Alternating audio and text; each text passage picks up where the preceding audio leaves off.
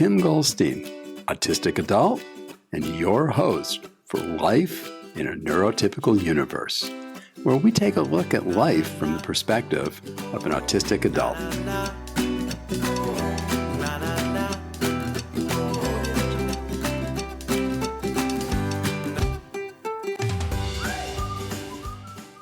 In this episode of Life in the Neurotypical Universe, we have a very special feature for you.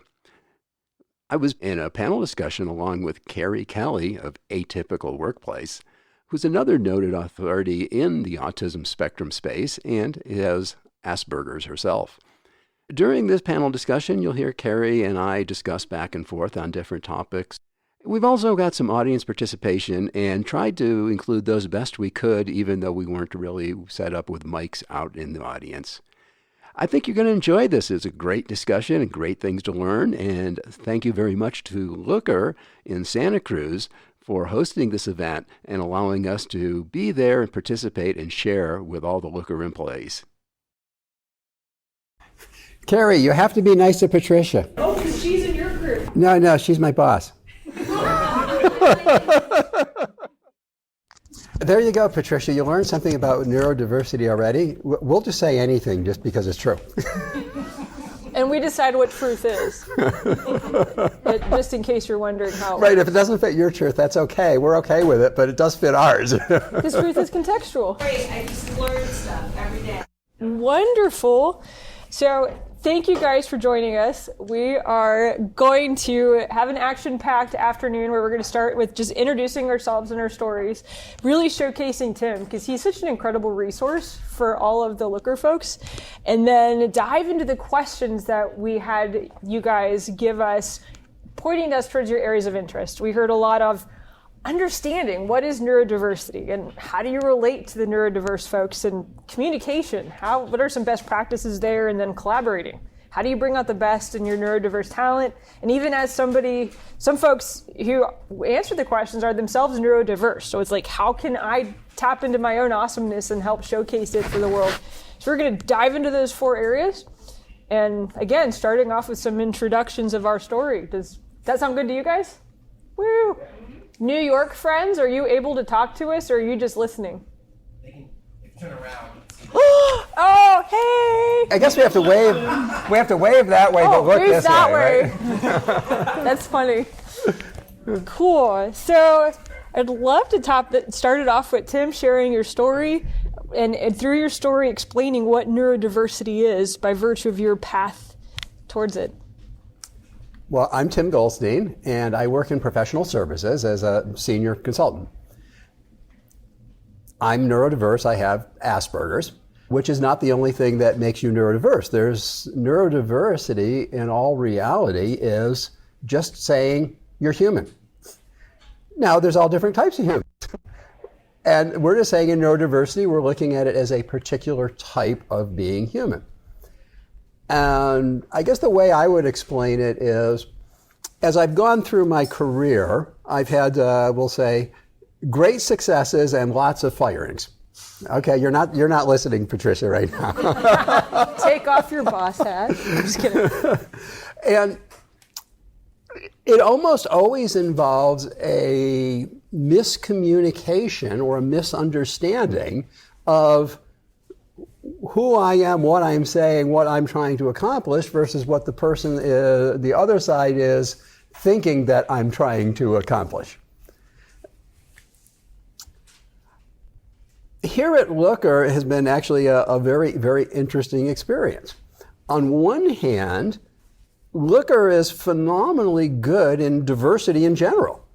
I think everybody's responded quite well to the things Cornell's been trying to help us with. On the other hand, I happen to work in a particular group that is probably the most non-neurodiverse group maybe in the whole company. Maybe not, but probably close.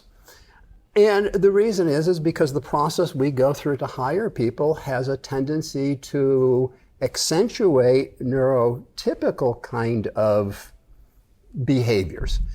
Communication, the ability to sense, the emotion, be able to follow and, switch up as you need. Lots of those things are emphasized, which makes sense because we're in a very public-facing role. I mean, we deal with clients hours and hours on end. That makes sense. The fact that I actually made it into the group is probably a little bit unique. I don't think we really have anybody else neurodiverse in that group. Can I jump in and ask you a question? Oh, sure. Can you share a little bit of your background when it comes to finding roles that meet your not only your area of expertise, but also invite your eccentricities so you could show up and be yourself? What's been your history leading up to this role at Looker? Because there's some components to your story that I think they might enjoy, but how you came to find out you were neurodiverse and then ended up at such an incredible place like Looker that embraces the real you. That's a really interesting story. This is probably my fourth career that I'm on now, which is part of a story that tends to be fairly true of people who are neurodiverse. Just like you had mentioned, you're on the 3 or 4 for you now. Oh, yeah, it's too many to count. Exactly. I started out like many people who are neurodiverse. We tend to go into areas that are our interests. And when I was an older teenager, my interest was bicycles. I'm old enough that was during the 70s, it was the bike boom, and I was into bikes. Well, believe it or not, I decided to go out and have a 16-year career in the bicycle world because I like bicycles so much. And went all the way through, became national sales manager, put together international supply teams, done all those kind of things in the bike industry. So it wasn't just wrenching, that's where I started from, but where I left was, at the top of the industry. Along that one, I did get fired for my first time ever. And I had been with a company for 6 years. No notice, no nothing, just the owners flew in and said, we're making a change, you're not working here anymore. So no feedback. No feedback, no input, no warning, no nothing, no, you're out of line, you need to fix something, just bam, you're gone. Now, I will say that I do feel vindicated because about 3 years later, I got a fax from the guy who fired me that says, we're looking to make another change, would you come back? That's funny. What was your second career? When that didn't work, how'd you pivot? When I pivoted from that one, I actually stayed in the bicycle business, but I became an independent rep in the bicycle business. Wow, so you're autistic, but you found success in a very heavily customer-facing role. Because I was dealing with things that I loved. Okay, tell them a little bit, because with the folks who said, what is neurodiversity, want to share a little bit about when it comes to the autism component of it. How does that play into facets of autism? One of the things, of course, that everybody has to remember when you're dealing with autism or whether you're dealing with neurodiverse in general is there is not one, exemplar that you can hold up and say, this represents them. Just like you can't take any single neurotypical person. And we'll kind of define those terms, but neurotypical means just a normal, basic, regular old person.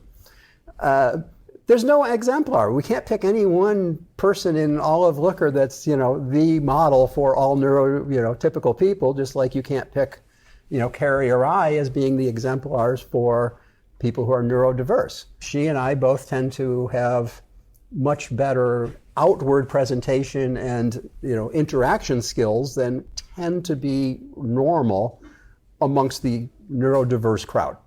It's far more common to have more challenges interacting and speaking, particularly larger groups and things like this. And the fact that you have 2 autistic people sitting in front of you having chats with you perfectly comfortable is a little bit strange. And that's why I think it's interesting that you first started. So folks on the spectrum, we do have this tendency to just find an area of interest and go for it. Hans Asperger's in the 30s, he was a pediatrician in Austria. He called us his little scientists, because we would just geek out on our areas of interest. So that's neat. So that's how you just went for it. Your passion turned people onto bikes, but then you started hitting ceilings. And I'm curious, in your journey, when did you go to a doctor? Because it sounds like your first bike, second career, you still were in bikes. Which point did you actually... Third career was starting to get into IT. Okay, the IT space. And then while I also was doing my IT career, I opened a manufacturing company that I developed all the products. I ran it for 10 years. I'd run that at night while the employees ran it during the day, and I'd do my IT work during the day. So I had simultaneously 2 careers. before the machine manufacturing plant, my wife and I had a jewelry tool and supply store. What haven't you done? There's plenty of things. Holy pivot. What ended up happening is after that cumulatively, that's about 13 years that I had 2 simultaneous careers. And about year 12 or so, I noticed things weren't quite working as well as they used to be working. And my wife basically gave me the ultimatum of, you need to go do something or else, which tends to get your attention pretty quick. And I did. So I went to the doctor, and the doctor put me on first antidepressants. And then I figured, well, if my general doctor could put me on antidepressants that actually helped me function a little bit better, maybe I should go actually see a specialist and go to a psychiatrist instead of just a GP. So I went to the psychiatrist, and this was at that point 5 years ago. So I was very late diagnosed. I knew I was different. I knew I interacted, differently with people. I knew I thought differently than a lot of people did, but I had no clue why. I just was different. I mean, I grew up on a farm. I didn't really hang out with the people I went to school with because they were in a totally different district I was bused into. So I just never figured out. I had, 3 brothers, no sisters. So, we'd go do the normal boy thing, beat the crap out of each other, and, life goes on. And so it never turned up there either.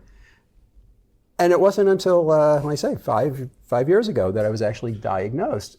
And to me, it was very liberating because I'd understood that I was different. I mean, I knew that. But I never had any clue why, and why is it that I could do so well and become so successful in an area but then get fired?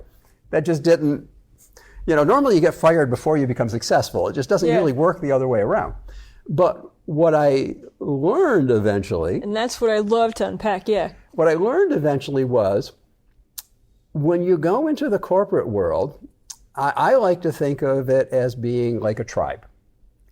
And I think of it as an indigenous tribe. And when you think of an indigenous tribe and you think of what would be the rules if we were living in the Amazon or we were living in the savannas of Africa as an indigenous tribe, there's going to be some tribe rules. And one of the first things is you don't do anything to embarrass yourself in front of the tribe because you don't want to be thrown out of the tribe because the hyenas and lions will eat you. Well, I didn't understand those rules particularly well.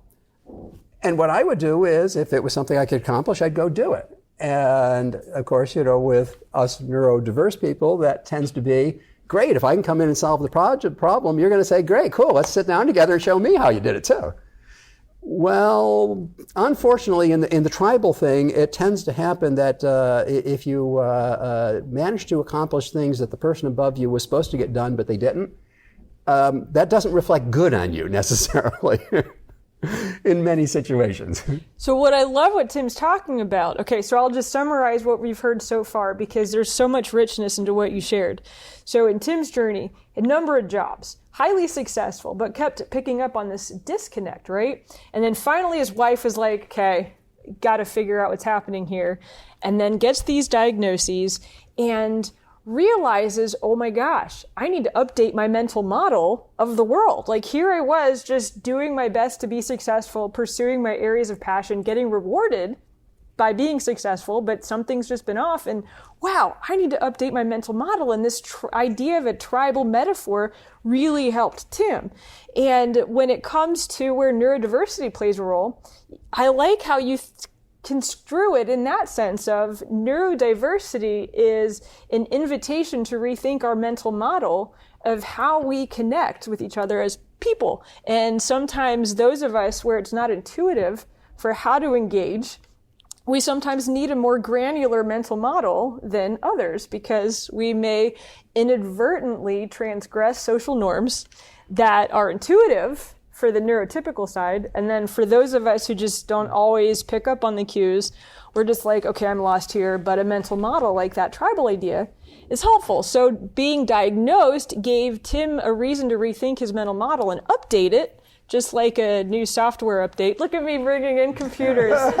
Yay! I finally got on Sierra on my Mac. I was late to the party. That's how I feel interpersonally. But that's cool. So if you were to summarize in a nutshell, if somebody handed you a mic and said, I'm here with Tim Goldstein. Tim Goldstein, how would you define neurodiversity? What would you say? Well, the way I would explain neurodiversity would be, first off, the human brain is the most complex organ that we have in our body.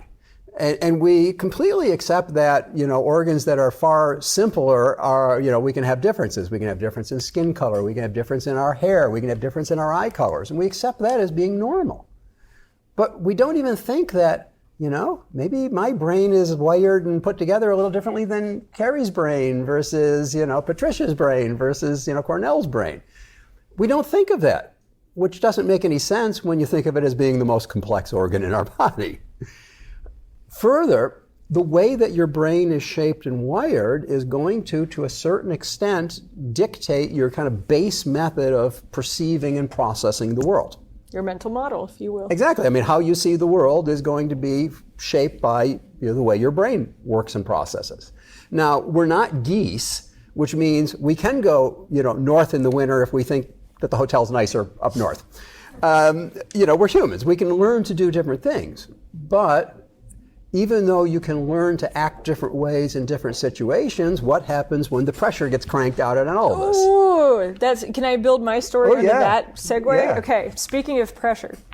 So I was in theoretical physics doing my doctorate at Imperial College in London, loved it, but then, this is going to date me, the Iraq War started, the dollar dropped, and funding became an issue. So I came back stateside to be like, okay, what do I do? Do I want to take out loans to finish? Wait till the war ends. Anyway, landed in my first job where I was paid to think for a living. And it was so different because in the academic environment, it's designed for thinking. And then your corporate America in the early 2000s, it was not designed for thinking. And I was fascinated because I was like Sheldon. Apparently bosses don't like being told that their ideas are not logical and they actually violate some behavior science proven research-based practices, and I learned the hard way. So I was like, if I'm going to survive, I need to actually get paid to learn how to people. And so I went into human resource development, took a ton of classes, and learned by teaching the actual content itself of teaching soft skills. And I never figured out why I didn't fit. At this point, I knew I had ADD, but I didn't know the autistic piece until fast forward to 2 years ago. I got a job in biopharma. I was a learning and development manager, and I was with brainiacs who I loved because it felt like being back in academia, but also normal corporate folks. And this is Midwest Ohio, so this is old school corporate. And I didn't realize that I had developed two personas. There was the dumbed down Kari who was just I wouldn't ask any hard questions. I was just here to fit in. But then there was the game on challenge accepted Kari who was just no, blah, blah, blah, blah, blah, blah. And I had repressed the smart Kari for so long that the nerds brought it out of me. So I was caught between two personas. The just tell it like it is, frank, smart Kari, and then the HR so that my colleagues wouldn't be just mad at how I always bring up questions and issues. And I got called out by my Portuguese colleague because I love my Portuguese friends. They just call it everything on the carpet. She's just like, Kari, I love you too much. I have to tell you this. And she was just like, why do you have two personas? And she was just like, on and on. And it was I love Liz and Nora for that because I cried, of course. I was like, you're right. And I went to my therapist. But I got to self-examine that there's two parts of me. And I shared to my therapist what goes on in my head. She said, have you been tested for autism? Because I said that I don't know how to read, at social situations, feel like I'm walking into a room and I'm hitting my stride if it's a familiar situation, but as soon as something's different, it's like the lights are turned out, the furniture rearranged, but I have to keep walking as though I'm okay with it blindly. And I'm like, it's just I have these lights out moments. So I got diagnosed, and as I shared in the earlier session, that I had so many awkward encounters with my boss. By that point, she was trying to get rid of me, that slow managing out.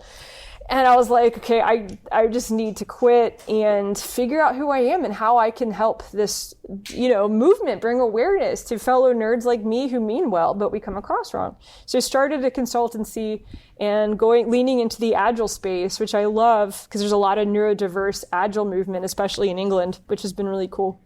And So it brings me here. And so to your point about pressure, like that was my breaking point when I couldn't be two people anymore, right? I couldn't be the corporate persona that made everybody happy.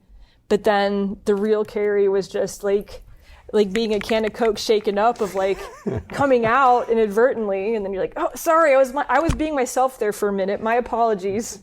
Just disregard that. So it's neurodiversity for me is really the destigmatization of thinking different and assuming positive intent, that just because I look like you, I don't think like you, right? And so it's looking for those win-win ways of working together. How can you leverage my superpowers and how can we leverage yours? Just like fusion cooking, where it's like a tikka masala taco.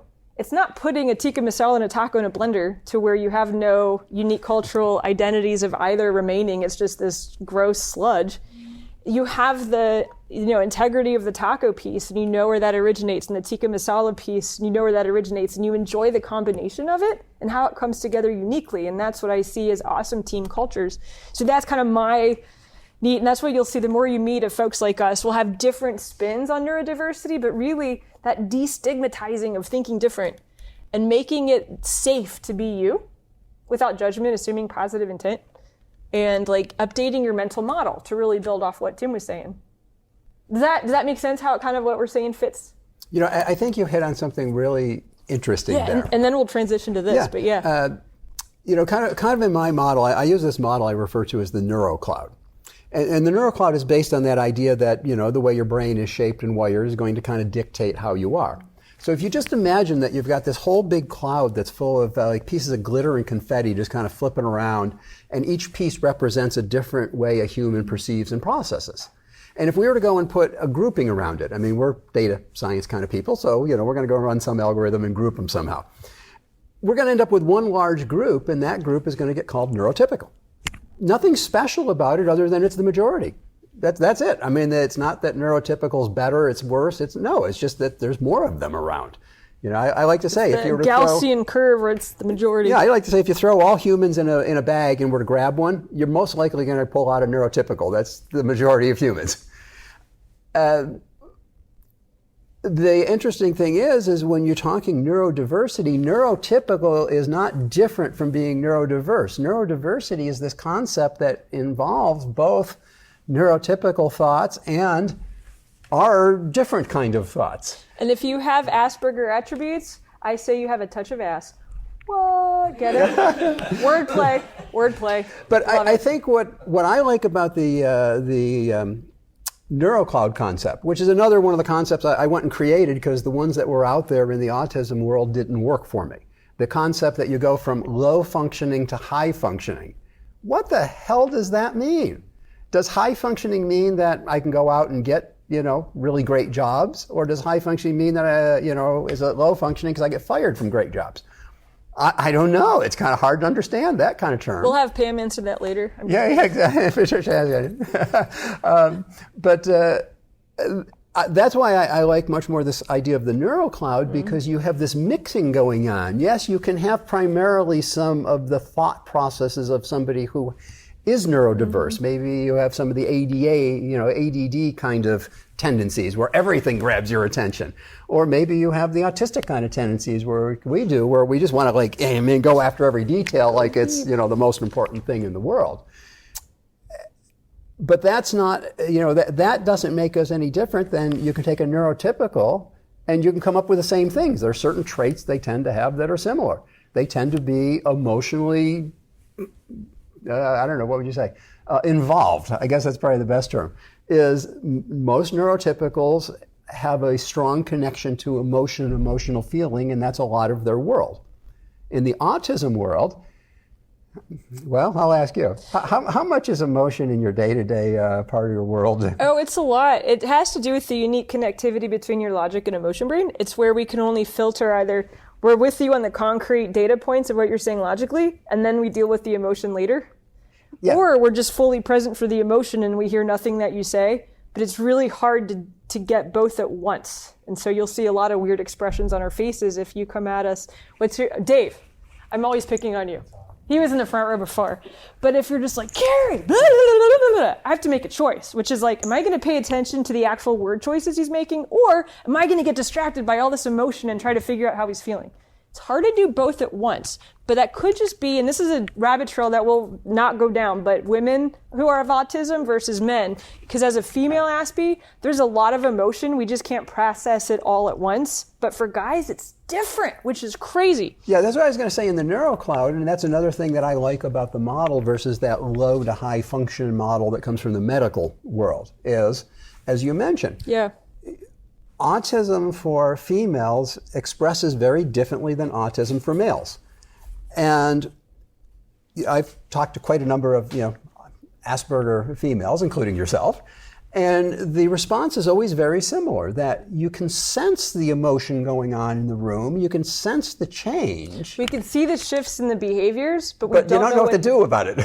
And we don't know what it means. Right. It's just like saying, okay, I can see there's a lot happening here, but I'm not sure how to translate it. Whereas for a guy, most guys that are in the autism spectrum, we don't even pick up on those emotional shifts that they even happened. Yes. If we're like explaining something, we're going for it and we're explaining something, and that you tuned out and have nothing to listen anymore, we totally missed it. We don't even know that you're not in the room anymore. You could get up and leave, we'd probably keep talking. So what I love, Tim, is we're starting to dive into the actual questions, because you're hitting on some key topics with how to relate to folks. So if it's okay with you, yeah, we're just having fun here. Yeah, so what I love is so far we did our introduction, so you know a little bit about our stories. We defined neurodiversity, which as you can see, it's really a similar. Tim has his more mental model of it. I have my definition of just destigmatizing differences, but they complement each other. Ask somebody who has autism what their definition is. It'll be complementary but different, because we're all very individual beings. As Tim was saying, you meet one person with autism, you only met one person with autism. But same thing, you meet one neurotypical, you've only met one neurotypical. Exactly. Not everybody's the same. Yes, so we don't want to bring that stigmatization of yeah, right. That neurotypicals they're just all emotional, and that's the only way they are. No, they vary all over the spectrum too. Of some aren't emotional, some are hugely emotional. So when it comes to the questions that we heard, there was 3 major categories, as I mentioned. The first being relating. How do you relate to people on the spectrum? So if it's okay with you guys, I'll read a question, let Tim respond, and then I'll build on it, and we'll kind of make it through some of the questions that we heard from you guys, and then take some live Q&A, if that sounds good. Does that work for you? Works for me. Okay. So Tim, I like this question under the relating category. How can you identify when somebody is struggling because they think different versus for different reasons? I like to say that if you're a manager, there's one job that you should be doing, and unfortunately nobody teaches it in management school. And the one job that a manager's number one primary job they should be doing is managing the stress of their employees, period. If they were to do that, everything in their group would go better. But how does that help people understand? Now, recognize? where that falls in is, I fully believe that most neurodiverse people essentially are your canaries in the coal mine. If there's going to be a problem due to stress, due to rapid change, due to whatever, you're going to see it first with your neurodiverse people. Not that it's not affecting your neurotypicals, they're just better at covering it up. You're not going to notice it because they have better abilities at handling their own emotions and keeping them, within constraints. Your neurodiverse people, we tend to kind of go, as Patricia would know, kind of go, blah, and you just get it all dumped all over you. And there's no meaning or intent of negativity. It's just, this is what's going on in my brain, and if I don't explain it to you, I'm going to blow up because you need to understand this. Okay, so if I'm hearing you correctly, if somebody's struggling because they think different, one thing that you've seen manifest is those of us who think different are more prone to get easily stressed in specific situations, and we're more prone to come to you and just start talking at you, and we want you to be empathetic and ask us questions? No, we really don't want you to be empathetic and ask us questions, because the empathy, I don't know. It's nice, but it's one of those feelings. How do you want Patricia to respond then? To me, you know. No empathy for Tim, guys. No empathy. He doesn't need. I'm just kidding. No, that's fine. I think I'm teasing. To me, one of the most important things you can do when you're dealing with any human, this isn't just a neurodiverse human, this is any human. Because I like to say, these aren't medical traits we're talking about. Just because she and I are talking about having extreme levels of particular traits, we can go find other people who everybody would agree is neurotypical, but might show that one trait. So we're really just talking about ranges of human traits, and we just happen to have a few piled up, but they're still human traits. The first thing I say is, never deny somebody's reality. Their reality is their reality.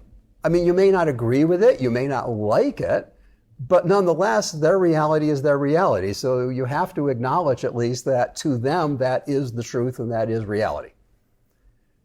So that's my first thing is never deny somebody's reality because particularly with somebody on the spectrum, you're probably going to get a negative reaction from it. Can I build on that? Oh, yeah. Yeah, so, and so that is a way that I like to approach when like coaching people who've got like autistic employees. And the way I identify when they're struggling and they need that type of intervention is when they consistently violate interpersonal protocol and appear absolutely clueless, almost to a childlike degree. Or they get so like dogged to a bone about their perspective that it's just like, it's not normal. And so I'm like, I now see it as, oh, you're one of us. I love it. And because what that clues you into when you see that level of intensity is to then shift from a cognitive mindset of let me read into this behavior and think of what could have elicited these emotional responses and the motive behind it. No. Throw away all that Freudian psychology. Put your behaviorist hat on and be like, okay, it's time for renegotiating new behaviors. And so it's just saying, okay, so there was a situation yesterday, this behavior happened, this was the impact, let's find a different way to behave in this situation and treat it very clinical like an actual negotiation, because it's not personal. Behaviors, when you're on the spectrum, they're just strategies for getting your needs met, and we want better strategies. And so to renegotiate it in a more clinical way rather than emotional is super helpful. So if you see folks just violating social norms and not getting it, that's a big clue that they're thinking different. And I don't know if that's helpful. Yeah, I would say just kind of, tagging on that, because we have a tendency to not process emotions as well. And like you say, you notice them more than I notice them, which probably puts you in a worse case because you know something's going on that I don't, but we don't know what to do about them. We don't know how to really deal with them. So I think what essentially happens is those emotions are still going on in our body. I mean, the chemicals are being put out that cause, the different feelings that neurotypicals would process into being information as emotions. Behind what we're thinking, so while we're living in a logical world, we are biological beings and our body is saying, go kill, or, I'm outraged, or I'm like upset, or I'm frustrated, or I'm stuck, but we don't process that in our brain of coming to you and saying, I'm just really frustrated over this situation. The way we process it in our brain is, I don't know what the hell to do. So then how do you behave? And then we'll open it up for questions about this particular one. So how does that react? How does that manifest in behavior when you're feeling that way? Well, for me, it tends to push me towards violating social norms. Okay. Because I get so, as you said, you get so worked up and wrapped up on that idea that, and it's not that you want to violate social norms. I like to say all the time, it's not that I don't care about your feelings. I do care about all of you.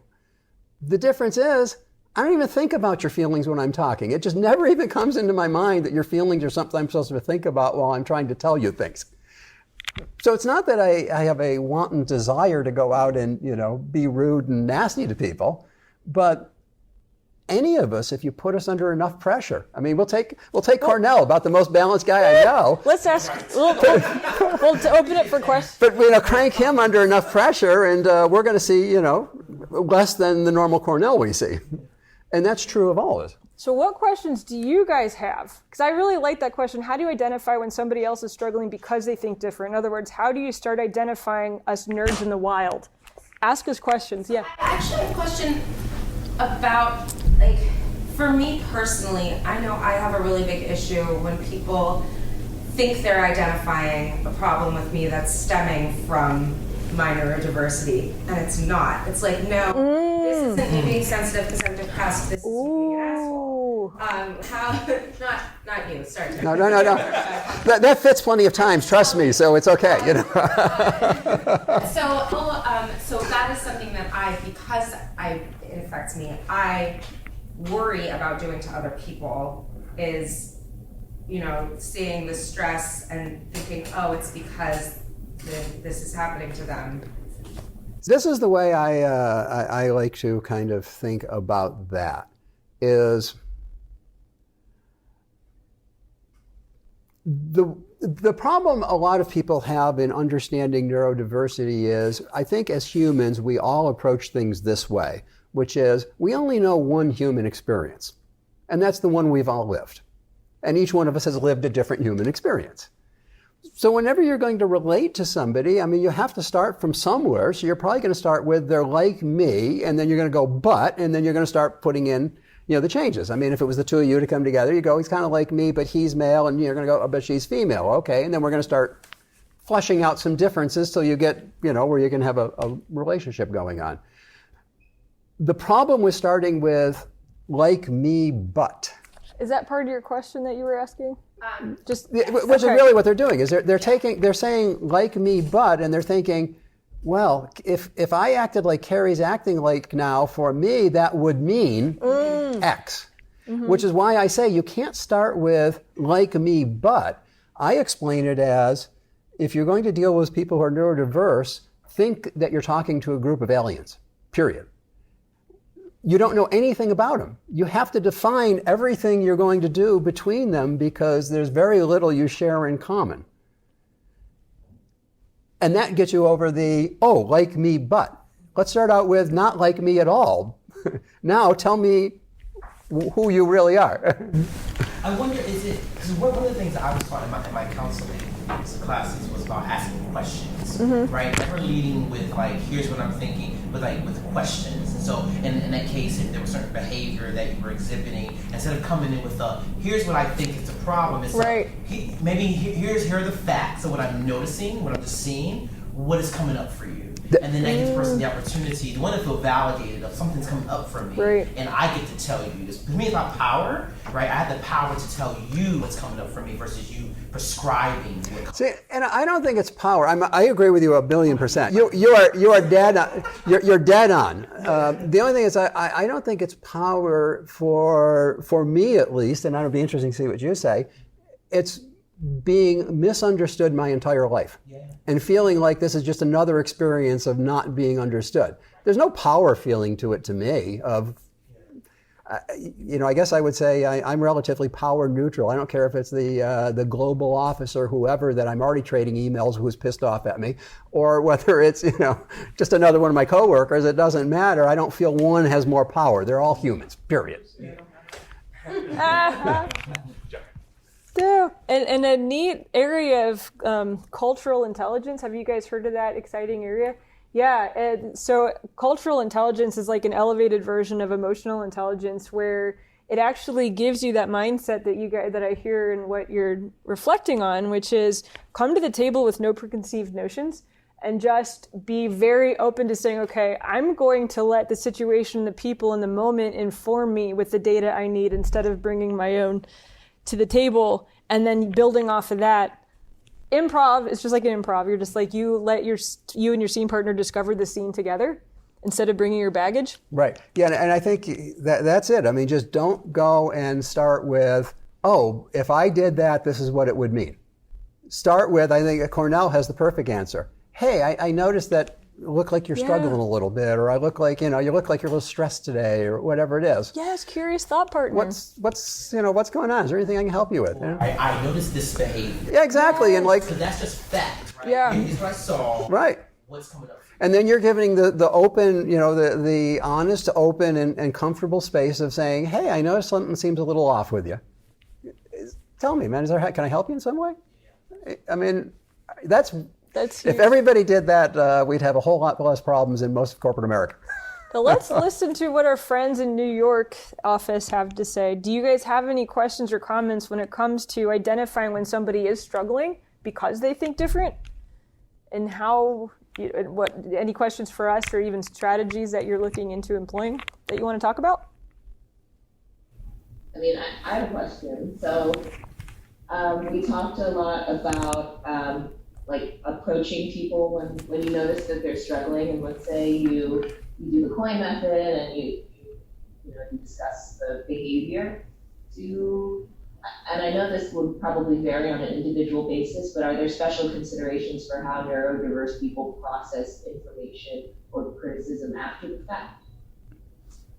You mean like how to circle back after you've had that conversation, or how do you position the information in order to make sure that the processing that does happen results in the objective you're trying to achieve? The latter, yeah. Oh, so setting the interaction up for long-term success. Yeah, and then is that a potential sore point or difficult point for people who are neurodiverse, talking about Asperger's and things that we were discussing today? I would say that yes, you definitely have hit upon an area where there can be challenges. And the challenge really is no different than the challenge that two neurotypicals have dealing with each other. It's just more extreme, that's all. And what the challenge is that you do something that is going to degrade the relationship. That's the real challenge, is how do you work through it without making the other person feel minimized and less than? I mean, if you come at it with, oh, Kari, it's your autism that's causing this problem.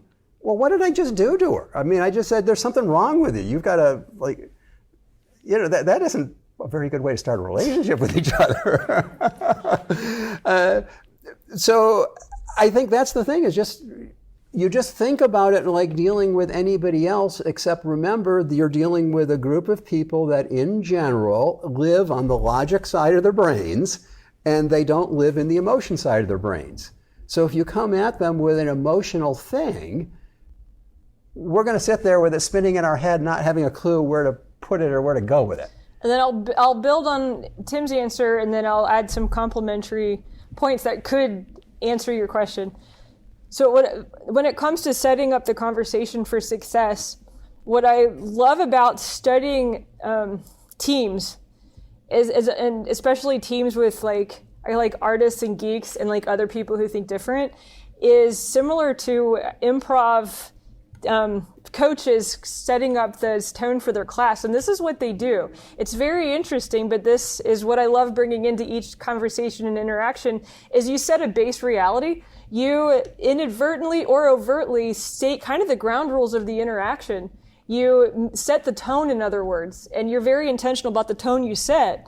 And when you set, for instance, when I'm going to be taking over a team to lead, I let people know, hey, by the way, sometimes I get really excited and get carried away. So if I start going off on something, just do the little soapbox or awkward turtle, just let me know, and we kind of have this chance to talk as a team and to create some little ground rules so that we can then, when we do have those conversations, have that mutual understanding. We got to humanize ahead of time, create some base reality ground rules so that we can be proactive and define how our dynamic's going to be, instead of just stumbling upon emotionally charged topics and just letting nature take its course.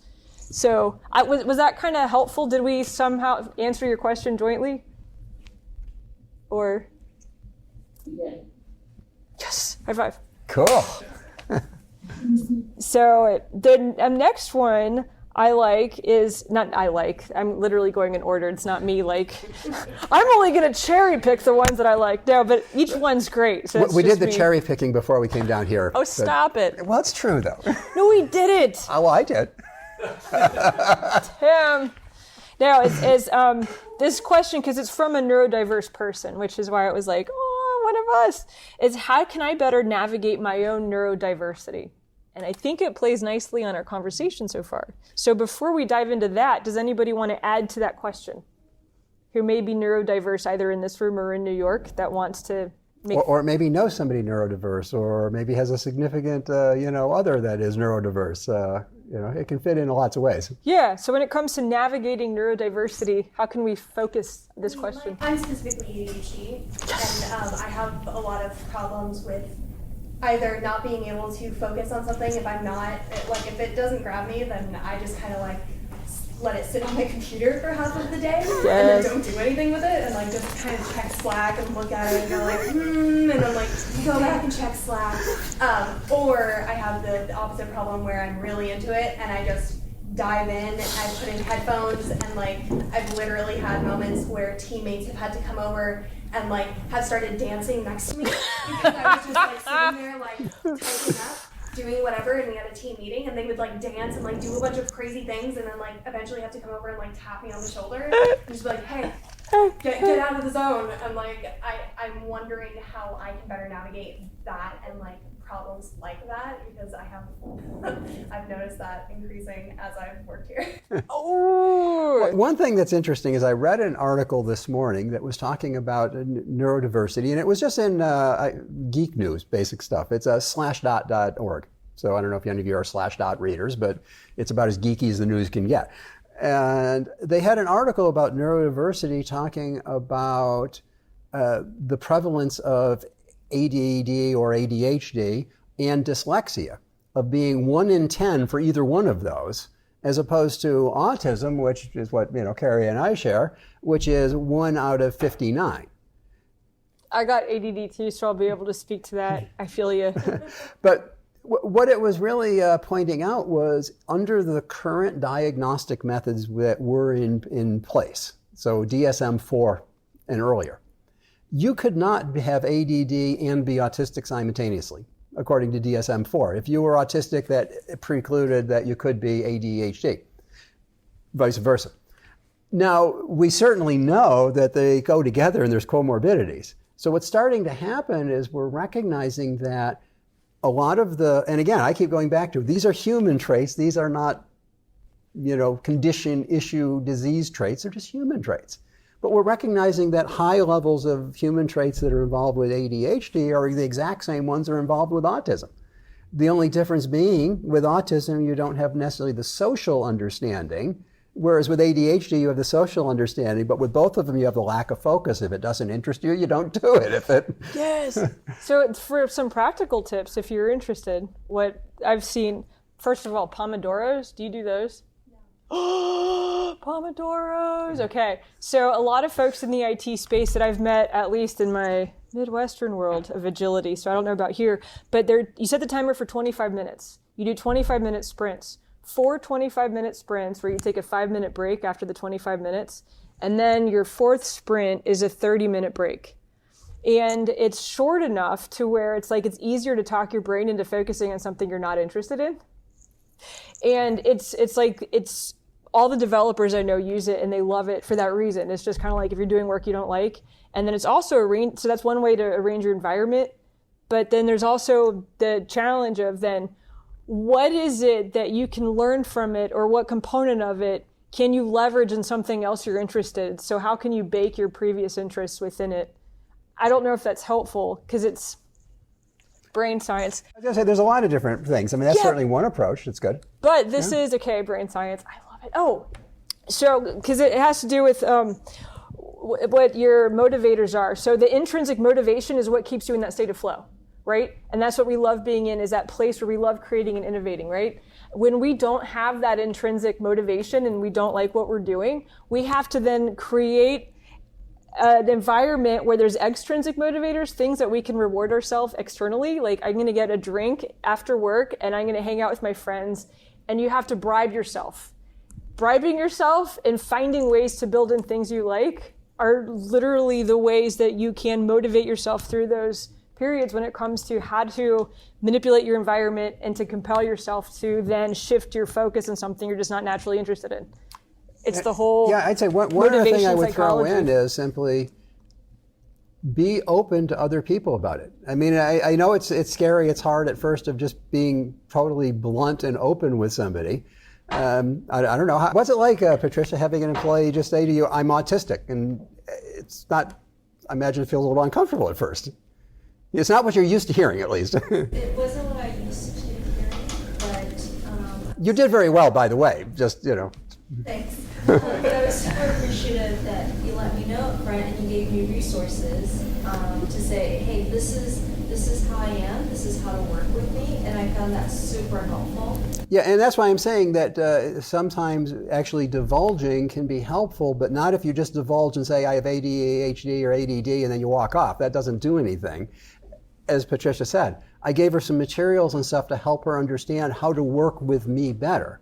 So it was not only being upfront, but it was being upfront along with, here's how we can help build this bridge between us. But I think if you don't say it, then you're suffering on your own. That's the bottom line. People will be more than willing to help you if you're open about it. And then how can you create that environment that makes doing what you need to get done as easy as possible, which could include making it as fun as possible, but by like bribing yourself with chocolate or other things if it's not interesting enough. Because there's parts of our work that we all don't like.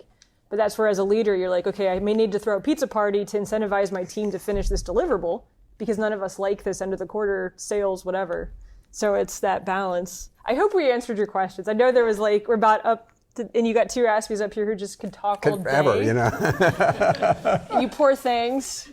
So thank you very much for letting us geek out with you. And hopefully that gave you some insight. If anything, you'll walk away and be like, wow, I'm glad I don't have that going on in my head. And I would say to anybody from Looker that, I'm obviously a Looker. It's tim.goldstein@looker.com. Slack me, reach out to me, feel free.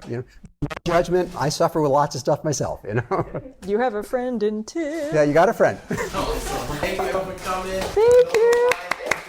Thank you, New York. Woo! We hope that you've enjoyed another episode of Life in a Neurotypical Universe. Please, if you enjoyed this, share it with your friends. Go take their phone and subscribe them. Hey, it will help us all out.